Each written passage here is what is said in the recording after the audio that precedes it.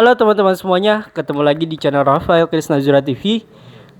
Di video kali ini aku pengen mengucapkan selamat datang dan selamat menunaikan ibadah puasa di hari pertama. Kemudian selamat menunaikan ibadah tarawih di hari kedua. Jadi di vlog kali ini gue mau ngebahas tentang tarawih di rumah gue dan juga puasa hari pertama gue. Dan berapa rakaat dan juga pelaksananya seperti apa kalau misalkan tarawih di rumahku gitu teman-teman. Jadi kita akan cerita dari mulai buka sampai dengan nanti ke tarawih. Makanya ikuti terus video kali ini karena kita selama kurang lebih 10 sampai dengan 15 menit aku akan menceritakan tarawih di rumahku. Oke, kita transisi dulu sebelum kita menuju ke ceritanya.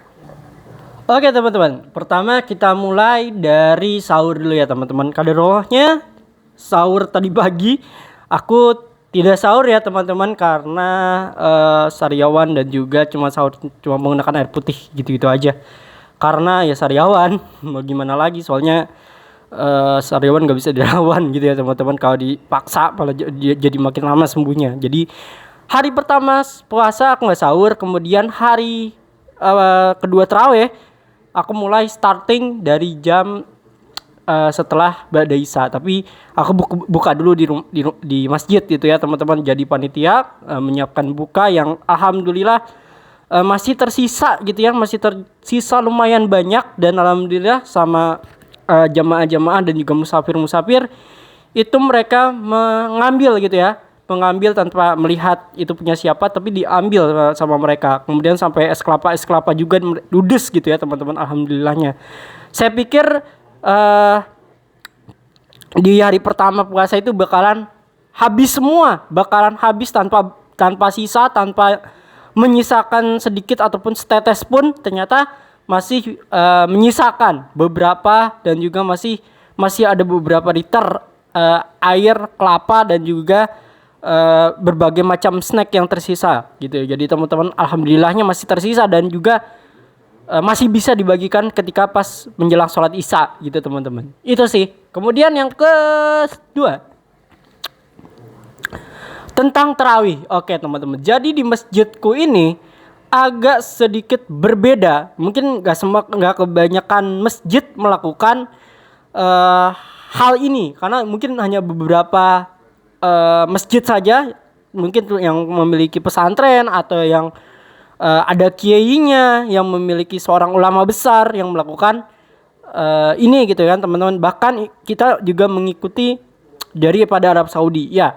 Jadi di masjid kami, di masjid saya itu sholat tarawihnya sebesar 23 rakaat, termasuk witir ya teman-teman, termasuk witir dan juga termasuk segala macam ya, sholat segala macam ya. Jadi 23 itu meliputi witir teman-teman. Jadi nggak 11 rakaat gitu ya. Tapi ya memang waktu selama pandemi kemarin cuma dibatasin kalau nggak salah cuma 19 rakaat atau nggak 20, nggak nyampe 23 rakaat gitu teman-teman. Jadi di tahun ini sudah banyak peningkatan, dan juga para jamaahnya juga kebanyakan didominasi tidak menggunakan masker ya teman-teman. Karena memang mengikuti aturan PPKM yang sudah dicabut gitu ya teman-teman, dan juga masih tetap menggunakan protokol kesehatan walaupun tidak menggunakan masker lagi gitu teman-teman. Kemudian ayatnya juga lumayan panjang ya teman-teman. Waktu itu sebelum ketika pandemi ayatnya lumayan pendek, cuma juz 30. Tapi ini di Ramadan tahun ini seluruh sisa juz dari juz 1 sampai dengan juz 2 itu dihabiskan teman-teman dalam satu malam. Dan dari segi imam itu juga lumayan cepat teman-teman. Dari segi imam juga lumayan cepat. Dari segi Bilal, kita juga menggunakan Bilal ya teman-teman. Gak cuman sholat tarawih yang disambung-sambung tanpa Bilal, kita menggunakan Bilal. Bilalnya juga lumayan cepat teman-teman. Gak lama gitu kalau membacakan sholawat ataupun doanya. Jadi ya kita masih bisa lanjut aja gitu teman-teman. Dan setelah itu sholat tarawih itu dilanjutkan tadarusan atau menyimak bacaan Al-Quran gitu teman-teman. Ya mungkin untuk yang pengen nambahin pahala gitu ya, pahala bacaan Qurannya di bulan suci Ramadan, ya setidaknya bisa mendengarkan tadarus walaupun teman-teman tidak bisa membacanya ya, tapi nggak apa-apa. Mendengarkan pun juga mendapatkan pahala gitu teman-teman, walaupun kita tidak membacanya gitu loh. Jadi istilahnya kita cuma dengerin murotal doang, tapi yang baca orang lain gitu loh. Walaupun juga kita dalam hati baca gitu, walaupun kita nggak tahu artinya apa, walaupun kita nggak tahu bacaannya apa, tapi dalam hati kita baca gitu teman-teman. Terus apa lagi ya?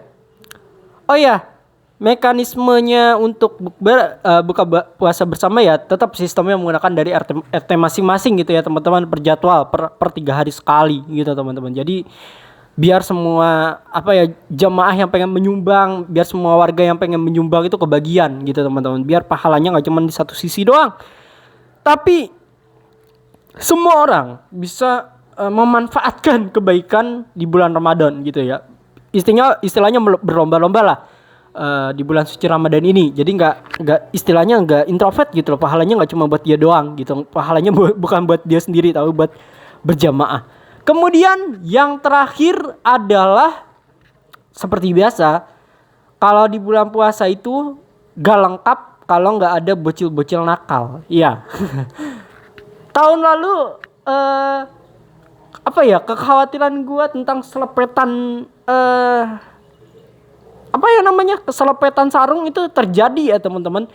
Dan tahun ini agak berbeda gitu ya, bocil-bocil nggak terlalu barbar karena lato-lato udah nggak terlalu viral lagi. Jadi otomatis selama sholat, selama taraweh nggak ada tuh suara tak tok nggak ada gitu teman-teman. Kekhawatiranku lumayan berkurang gitu teman-teman. Yang ku khawatirkan kan karena lato-lato sedang booming gitu ya, lato-lato sedang viral, sampai taraweh pun juga dibunyiin gitu lato-latonya. Ternyata kekhawatiranku terhadap bocil dan juga bisa mengganggu konsentrasi imam terhadap tak tok hilang begitu saja teman-teman. Alhamdulillah. Dan sebenarnya aku nggak mengharapkan suara lato-lato itu ada di masjid gitu teman-teman. Walaupun mereka ikut cuma 8 rakaat, ikut cuma 9 rakaat ya nggak masalah. Tapi kalau misalkan dia main lato-lato, please deh jangan di dalam masjid, please di luar aja, ganggu. Jadi kekhawatiranku terhadap lato-lato dan juga selepetan sarung tahun lalu itu tetap terjadi ya, selepetan sarung meski 1-2 hari gitu ya teman-teman, sisanya hilang gara-gara aku omelin. Kemudian sisanya aman-aman aja teman-teman. Sisanya di tahun ini nih yang kekhawatiran gue tentang lato-lato hilang semua, alhamdulillah. Jadi kepanikan soal lato-lato hilang semua. Jadi setiap taraweh biasanya aku punya cerita dan drama, tapi tahun ini ceritaku ya fine-fine aja gitu, seperti orang jamaah lain gitu kan, yang tentram, aman, damai, mendengarkan bacaan imam dengan khusyuk.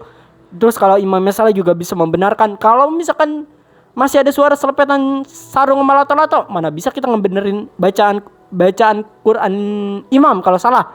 Yang ada malah suara tak toknya nggak berhenti. Mungkin imam nggak ada kedengeran karena suaranya itu cukup keras ya teman-teman.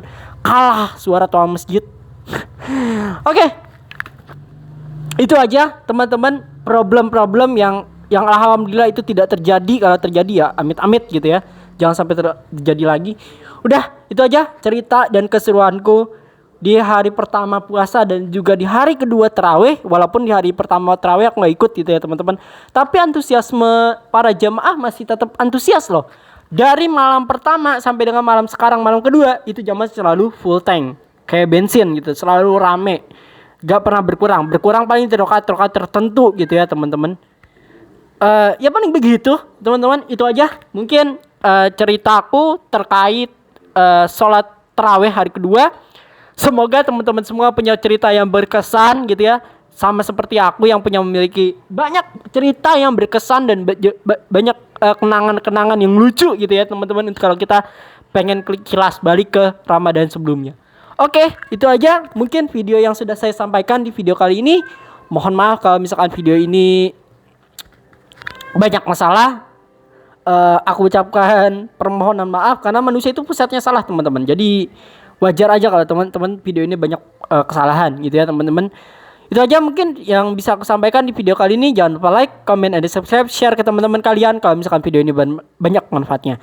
Yang kedua, kalau misalkan video ini banyak baiknya silahkan teman-teman ambil. Kalau misalkan video ini banyak buruknya silahkan teman-teman buang jauh-jauh, karena itu nggak bagus buat kita cerna sebetulnya. Jadi cernalah kalimat-kalimat yang baik agar kita menjadi orang yang lebih baik dan juga bisa bisa memilih dan juga bisa menjadi orang-orang yang bermanfaat dan juga menjadi orang-orang jujur nantinya. Itu aja yang bisa saya sampaikan di video kali ini. Kita ketemu lagi di video minggu depan. Saya Rafael Kesnazira signing out. Kita ketemu lagi di video minggu depan. Bye bye.